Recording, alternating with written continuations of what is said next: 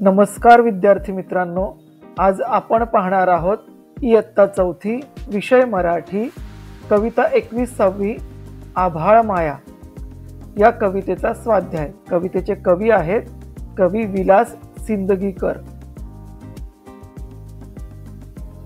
आभाळ माया या कवितेच्या स्वाध्यायामध्ये एकूण 5 प्रश्न आहेत। एका वाक्यात उत्तरे लिहा। कवीला खालील गोष्टी पाहून काय व्हावेसे वाटते? खालील गोष्टींचा वापर कशासाठी होतो ते सांगा। तुम्ही कोणासाठी काय द्याल आणि तुम्ही पक्षी झाला आहात अशी कल्पना करून 5-6 ओळी लिहा। कवी सिंदगीकर हे आहेत कवी सिंदगीकर आणि यांनी लिहिलेली आहे कविता आभाळ माया। चला सुरुवात करूया आजच्या स्वाध्यायाला। स्वाध्यायामधील पहिला प्रश्न आहे एका वाक्यात उत्तरे लिहा। त्यातील पहिला प्रश्न आहे पावसाचे ढग होऊन कोठे कोसळावे असे कवीला वाटते आणि त्याचं उत्तर आहे पावसाचे ढग होऊन डोंगरात, दरीत व शेतात कोसळावे असे कवीला वाटते। पुढील प्रश्न आहे शेतकऱ्याला बरकत केव्हा येते? त्याचं उत्तर आहे जेव्हा शेते पिकतात तेव्हा शेतकऱ्याला बरकत येते। कवीला उजेड कोठे न्यायचा आहे? उत्तर कवीला गरिबांच्या झोपडीत उजेड न्यायचा आहे। पक्षाकडे पाहून कवीला काय वाटते? आणि याचं उत्तर आहे पक्षाकडे पाहून कवीला वाटते की त्याला चोच व पंख फुटावेत। पुढील प्रश्न आहे आभाळ माया का मिळावी असे कवी म्हणतो? आणि त्याचे उत्तर आहे आनंदाने नाच गाण्यासाठी सर्वांना आभाळ माया मिळावी असे कवी म्हणतो।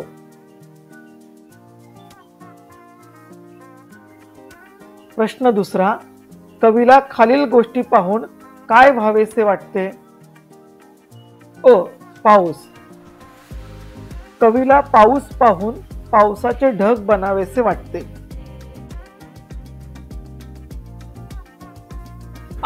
पणती। कवीला पणती पाहून दिवा होऊन जळावेसे वाटते। त्यानंतर आहे पक्षी। पक्षी पाहून स्वतःला चोच व पंख फुटावेत असे कवीला वाटते। पुढील आहे प्रश्न तिसरा खालील गोष्टींचा वापर कशासाठी होतो ते सांगा। पहिला आहे अंगण। अंगणाचा उपयोग कशासाठी होतो? बागडण्यासाठी, खेळण्यासाठी, बसण्यासाठी। त्यानंतर आहे मैदान। मैदानाचा उपयोग कशासाठी होतो? खेळण्यासाठी आणि व्यायामासाठी। पुढे आहे शेत। शेताचा उपयोग कशासाठी होतो? अन्नधान्य, भाजीपाला व फळे पिकवण्यासाठी। पुढील आहे फुले। फुलांचा उपयोग कशासाठी होतो? हार बनवण्यासाठी, देवपूजा करण्यासाठी आणि सुशोभीकरणासाठी।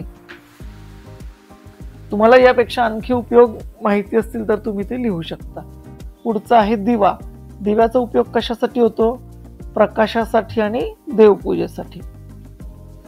प्रश्न चौथा तुम्ही कोणासाठी काय द्याल? इथेही तुम्ही तुमच्या मनाची उत्तरं लिहू शकता। उदाहरण म्हणून मी काही उत्तरं लिहिलेली आहेत। मित्रांसाठी तुम्ही काय द्याल?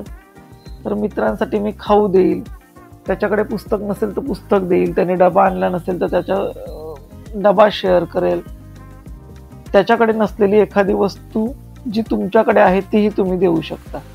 पुढचं आहे शाळेसाठी। शाळेसाठी काय द्याल? तर गोष्टीची पुस्तकं व शालेय साहित्य जे शाळेतील गरीब विद्यार्थ्यांना आपल्याला देता येऊ शकेल। पुढचं आहे घरासाठी। घरासाठी तुम्ही काय द्याल? तर मी स्वतः बनवलेल्या शोभेच्या वस्तू देईल किंवा घराची स्वच्छता राखण्यास मदत करेल। पुढचं आहे शेतासाठी। शेतासाठी काय द्याल? खते, पाणी आणि श्रम देईल, बियाणं देईल असंही तुम्ही लिहू शकता। पुढचं आहे आईसाठी। आईसाठी काय द्याल? तर घर कामात आईला तुम्ही मदत कराल, प्रेम द्याल, माया आणि आनंद। मग याचं उत्तर काय? घरकामात मदत, प्रेम, माया आणि आनंद देईल. बाबांसाठी काय?